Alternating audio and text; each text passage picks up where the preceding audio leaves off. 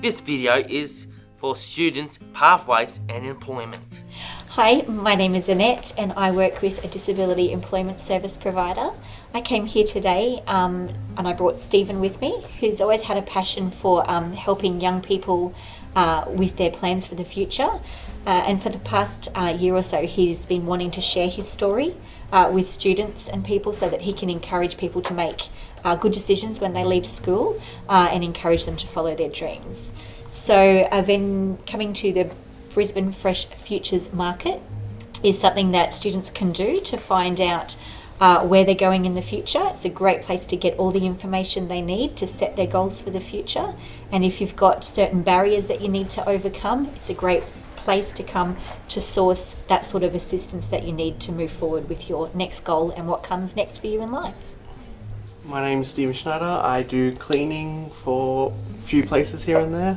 Hi, I'm Mandy. I work for a Disability Employment Service and providing specialist employment services for people with disabilities. Hi, my name's Paul. I work in a restaurant for a waiter. Since high school, took me 6 years to get a job. That was pretty hard for me because I've always wanted to work. I've always been persevering to get a job. And I work in Mount Omni Shopping Centre. Been working there since May last year. So who do you ask for help at work if you're having any situations at work that you can't actually deal with? Who do you actually call and say, can you give me some help to speak to my employer or that sort of thing? My DSP support worker and my manager. How did it feel when you look back at yourself and you had that 6 years outside of high school where you were trying to find your feet and what comes next for you, and when you look back at that person and when you think of what you're doing now with working and studying and what you've accomplished and what you want to accomplish, how does that make you feel about Good. where you are? Good. Like sometimes I can't even remember who I was 10 years ago. Yeah.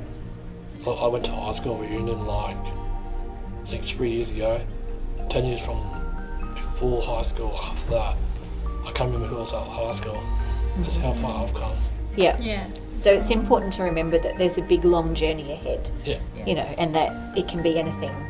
And there's going to be highs and lows, but you just got to stick in there and keep going for what you want. Oh, I always had this saying, Floyd Mayweather always said that focus on who you are, what you want to become, not what you feel. And that's what we're here to try and explain today. That things are going to get hard out there. Even harder now during this time, but it's always going to be hard. That's just the long and short. But the more you put yourself out there, especially after school, the more you're out there, the more experience you'll learn and people will take notice. And if you can turn heads, especially at that age, you're going to make it very far in your job career.